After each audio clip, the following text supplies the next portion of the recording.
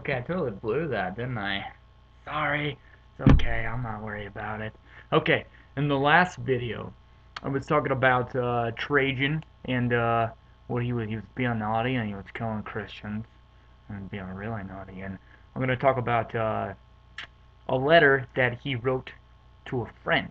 I'm going to read a portion of what that letter said. So, further evidence for the resurrection of Jesus Christ. Here we go.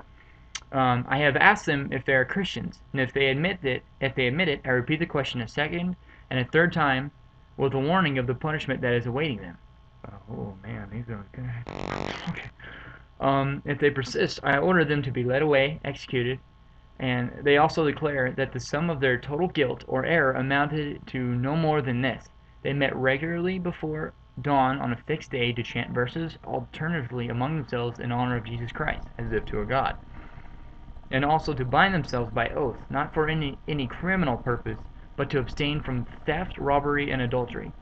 With this not enough for him, he goes on to say, after torturing two slave women and trying to get them to renounce their God, which he was unsuccessful, he concluded that as early as AD 111, the early church is talking about Jesus as God.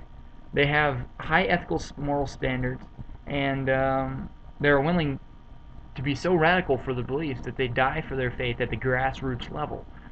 He is then confirmed as the Son of God by the early church. Whoa! So yeah, that kind of throws that thing out the window. An interesting fact, check this out. Jesus himself, this is just fun. I kind of did this myself, and you just think about it. I didn't steal this. I came up with this. Me. I'm proud of me. Okay. He fulfilled over 700 Old Testament prophecies. For hundreds of years, Isaiah said he would be born of a virgin. He was. Later, it said he would be born in Bethlehem, and he was. Later, Zechariah said he would come in on a colt or a donkey. He did. And the way we know this is authentic because we look at the dates for the Old Testament writings, say at, for example, 2000 BC. I don't know for sure. And yeah, okay, and then a prophecy is made at 2000 BC. And then at 1000 BC, another prophecy is made, and miraculously, hundreds of years later, they all come true. So we have like a prophecy here on the timeline, prophecy here, and then here, and they all correlate, they're all in direct correlation with each other. I'm not sure if that makes sense. That's a big word for me, but they all fit in together. And the only way that can work out is really divine intervention. I mean, you can't really make 700 Old Testament, like 700 prophecies, and and and then they all come true and say that no, no. I mean that's divine intervention, baby. And if you're telling me that some conspiracy took place over hundreds of years, I'm telling you, you're crazy, man. You're crazy. If if not, you better have some hot kicking evidence because the evidence I just gave is astronomically awesome. Astronomically. I like that word. And can only take place by divine intervention, as I said, of the one and only true God. I mean, he's making sure this is all working out.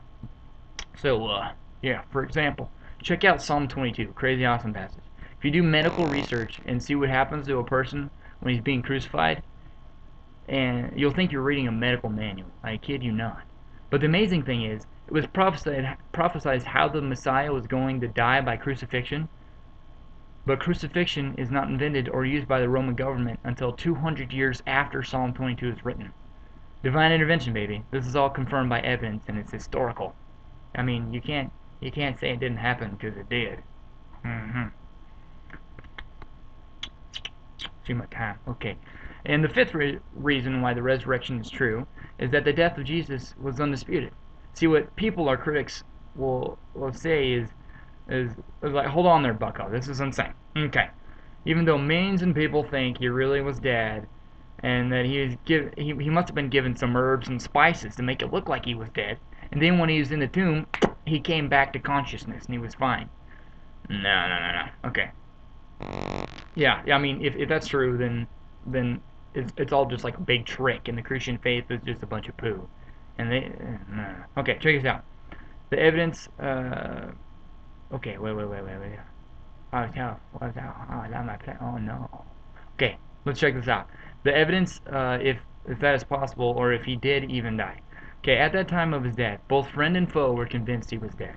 His disciples thought he was dead, and the 2 or 3 professional executors or Roman soldiers, they thought he was dead. They thought he was dead so much they didn't even feel they needed to break his legs, because dead people don't typically walk. And if you knew what happened, he was up all night, consumed with so much stress that he went through a medical abnormality that when he began that he became so stressed that blood became seeping through his pores when he would sweat, and that's pretty nasty.